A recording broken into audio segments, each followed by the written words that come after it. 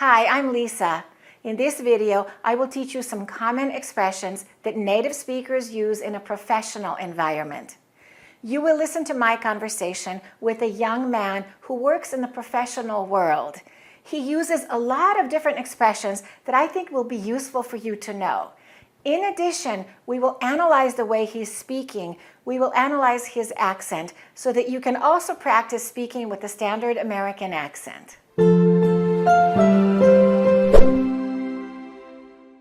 Before you watch the video with my conversation with the native speaker, I want to give you an example of how a non-native speaker might say something, and then how a native speaker might say the same thing using some common expressions. And these are expressions that you will hear the native speaker using in this video. For example, a non-native speaker might say, "He communicated his ideas well." But a native speaker might say, "He was very effective at getting his point across." They might use the expression to get a point across. A non-native speaker might say, "He's hardworking and responsible." And a native speaker might say, "He's got a good work ethic." You will watch my conversation with Ross. And Ross is an account supervisor for a public relations firm that specializes in sports and entertainment. Ross works with a lot of different athletes and a lot of different brands to get them in the news, for example, in the newspaper or on television or on social media. He also teaches athletes and CEOs how to speak in front of the camera, how to deliver their message well. And Ross will also give you advice on public speaking if you have a foreign accent. So make sure that you watch this video until the end. He gives really valuable advice to non-native speakers of English, people who are nervous to speak in front of the camera or in public because they're nervous about their foreign accent. Let's listen to how Ross answers my first question. I asked him if he's worked with some interesting people or some famous people. And you will notice that Ross speaks pretty quickly. A lot of native speakers do. But pay attention to how he's stressing the words. He slows down on the key words, and that's how native speakers talk. They stress the key words, but they sometimes rush through the unimportant words. Okay, let's listen to Ross, and then I'll come back and I'll teach you some expressions that he used. To meet some of these people? Yeah, I've met some famous folks. I've met some very, very interesting characters in my job. I'm a big sports nut, so I met a lot of athletes that I really enjoyed working with. Ross said that he's worked with some famous folks. Yeah, I've met some famous folks. Make sure you're pronouncing the word folks correctly. The L is silent. And folks is another word for people. So you can say famous people or famous folks. But folks has another meaning that you will learn a little bit later in this video when he talks about a different subject. The next expression is nut. This one is a little casual.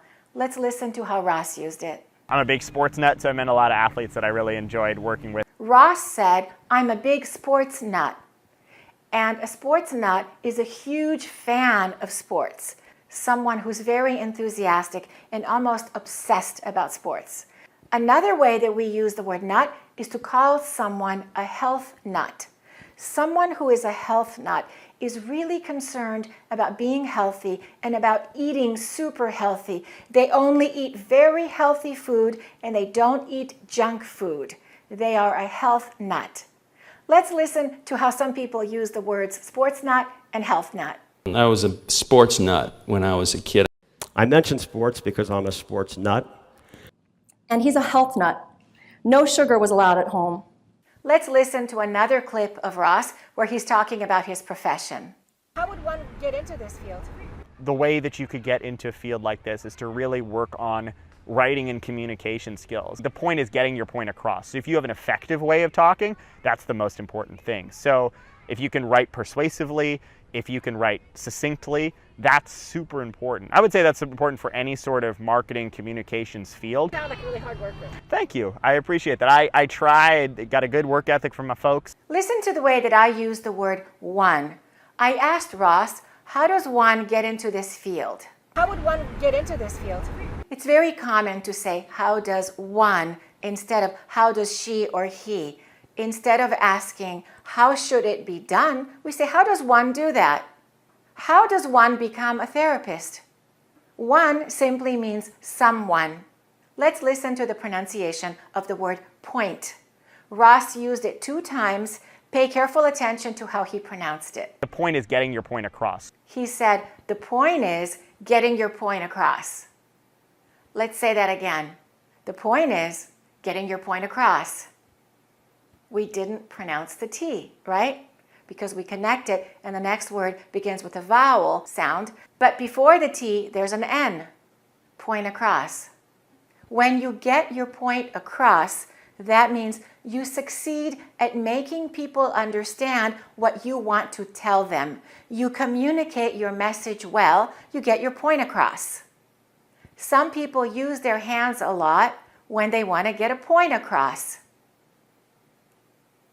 Ross explained, in order for people to be good at his job, they need to be good writers. And he used the word succinct. He said succinctly. Let's listen.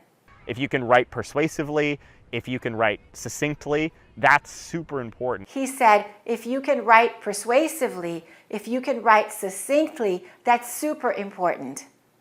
If something is succinct, it's clearly expressed. There are no wasted words. It's expressed well in a few words. You can say, you expressed your point very succinctly in the meeting. Please state the facts to the judge as succinctly as possible. Don't use extra words. Don't talk a lot. Ross said he got his work ethic from his folks.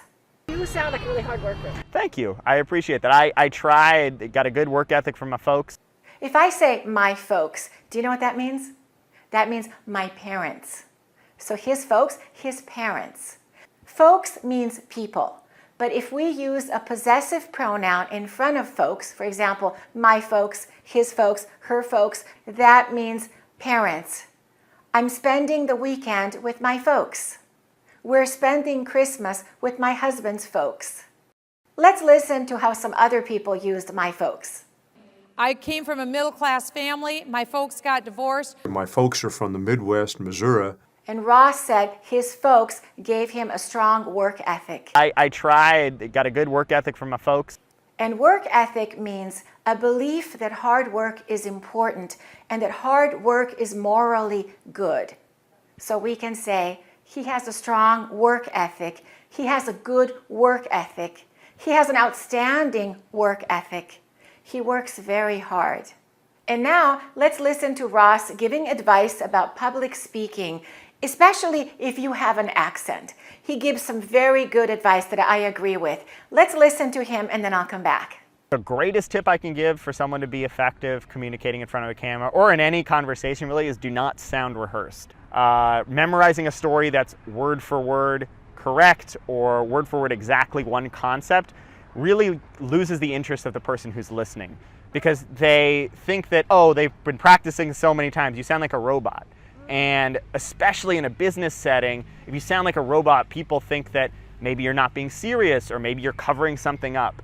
The most effective messengers and the most effective people that deliver any sort of conversation, let alone in a business or a personal setting, are ones that can talk like they've known the information for years. And the interesting thing is most people who are put in a situation where they're being asked a question do know the information. Right. They just get uncomfortable and think that, oh, I need to say exactly the right thing. I see. If you think about it, you know more about accent reduction than literally everyone, 99.999% of people. If someone asked you about it, if you talk naturally about what you do and how you do it, it's going to sound way better than accent reduction is X, Y, and Z. Here's how I do accent reduction. You come off as a much more regular person and it's easier for me to connect to you. There's an old adage about people choose presidents on who they want to have a beer with. Yes. It's exactly that point. Most people don't really care about the policy of the person who's running for president. They want to know, does that person seem like a good friend or a good or just nice? And you don't really do that if you seem like a robot because it makes people go, oh, what's going on? Why are they not talking normally? And it's more prevalent than ever now. My thought is, imagine you're talking to your friends. Imagine you're talking in your native language. People feel that confidence, and it eases their expectations. No one expects you to be perfect, because your job is not to be perfect. Your job is to do your job. People trust you when you are speaking as an authority. If you're a researcher, if you speak with an accent, it doesn't matter. You're in that room for a reason. You are the authority on the topic. So people are going to trust you. So you don't have to worry about convincing them. You have to worry about being calm and being relaxed in your delivery. Ross said his #1 tip is do not sound rehearsed. The greatest tip I can give for someone to be effective communicating in front of a camera or in any conversation really is do not sound rehearsed. And to rehearse something means to practice it like an actor or like a singer, and to memorize something word for word. Ross says that if you memorize something word for word, and that means every word exactly, that you will sound rehearsed and you will lose the interest of the person who's listening to you. Also, you will not sound natural. You will sound like a robot. And why is that bad? Because he says people might think that you're covering something up. And especially in a business setting, if you sound like a robot, people think that maybe you're not being serious, or maybe you're covering something up. To cover something up means to hide something. So if you sound too rehearsed, people might get the impression that you're not telling the truth, that you're trying to hide something. Ross's advice for you, if you have an accent, is to speak naturally, because you will come off as a regular person. Let's listen to how he used come off. You come off as a much more regular person, and it's easier for me to connect to you. To come off as means to appear, to seem to be, to give a certain impression to people. We can say, she's very shy and quiet, so sometimes she comes off as arrogant. During the job interview, I hope I didn't come off as unprofessional. Let's listen to the way Ross used the word adage. There's an old adage about people choose presidents on who they want to have a beer with. Ross said, there's an old adage, people choose presidents on who they want to have a beer with. An adage is a wise saying, a proverb, a common observation, or an accepted truth. For example, people say, no pain, no gain, or don't count your chickens until they hatch, or early to bed, early to rise makes a man healthy, wealthy, and wise. Those are examples of adages or of proverbs. Ross was explaining that people vote for a president based on if they would feel comfortable having a beer with that person. This particular adage became popular in the year 2004 when people were voting for the president, and it was between George Bush and John Kerry. 2 months before the election, undecided voters were polled, and they were asked, who would you prefer to have a beer with, George Bush or John Kerry? And the majority of people said George Bush. And the newspaper USA Today published these findings. They said, President Bush, despite his many problems, strikes most of the American people as a pretty nice guy, the kind of guy they would feel comfortable with if he showed up at their front door. That's an interesting fact about American politics, I think. So, if you want to come off well, I suggest that you just relax and you enjoy speaking English. And remember what Ross says, you are the authority. You have that job because people believe you can do it. You are an expert in your field. Be confident about that. That's more important than the sound of your English. So many of my students get paralyzed with fear because they need to speak English in public. They need to make a presentation, and they're so nervous about their accent. They're so nervous about making pronunciation mistakes.